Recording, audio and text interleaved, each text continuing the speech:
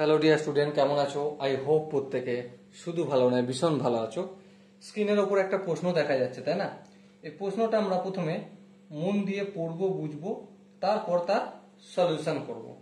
দেখো প্রশ্নে কি বলেছে। প্রশ্নে বলা আছে sin two the power 4x, sorry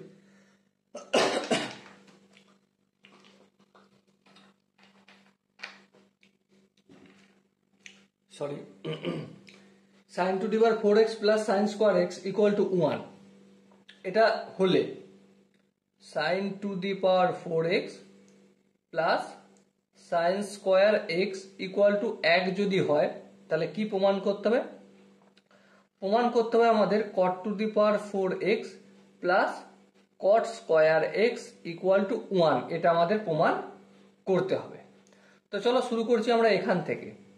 এখানে কি আছে দেখো, sin two the power 4x আছে ইকুয়াল টু 1, আর এই প্লাস সাইন স্কোয়ারটা অপোজিট দিকে নিয়ে গেলে obviously minus sine square x হবে। হ্যাঁ ঠিক। এবার দেখো sin two the power 4x equal to 1 minus sine square x, এটাকে আমি কি লিখতে পারি? অবভিয়াসলি cos স্কোয়ার x লিখতে পারি, আর সেটাই আমি লিখে নিলাম। বলো এই জায়গায় কোনো আপত্তি বা অসুবিধা রয়েছে? আই হোপ নেই।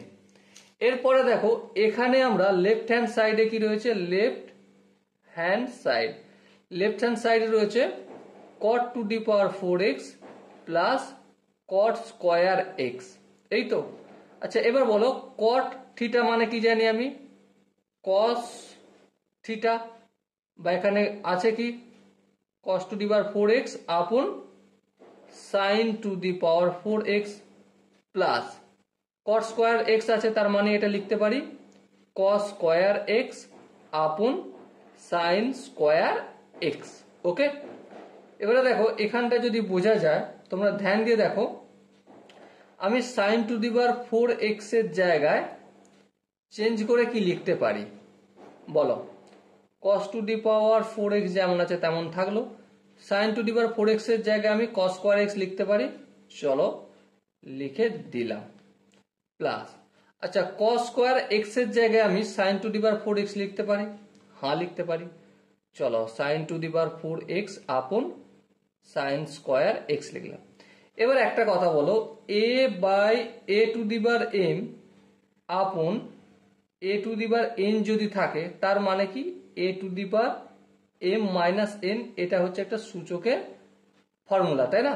আই হোপ এটা ক্লাস 10 থেকেই আমরা জানি। তাহলে এবার বলো এখানে বেস হচ্ছে cos থিটা cos x, তাহলে এখানে 4 আছে পার, এখানে 2 আছে, অবভিয়াসলি কি হয়ে যাবে, এটা cos স্কোয়ার x হয়ে যাবে, প্লাস এখানেও same condition sin square x হয়ে যাবে। এবার দেখো cos square x plus sin square x, আমরা প্রত্যেকে জানি এটা একটা ফর্মুলা, এর মান ভ্যালু হচ্ছে 1। ওকে, আই হোপ প্রত্যেকে এই কনসেপ্টটা বুঝতে পেরেছো।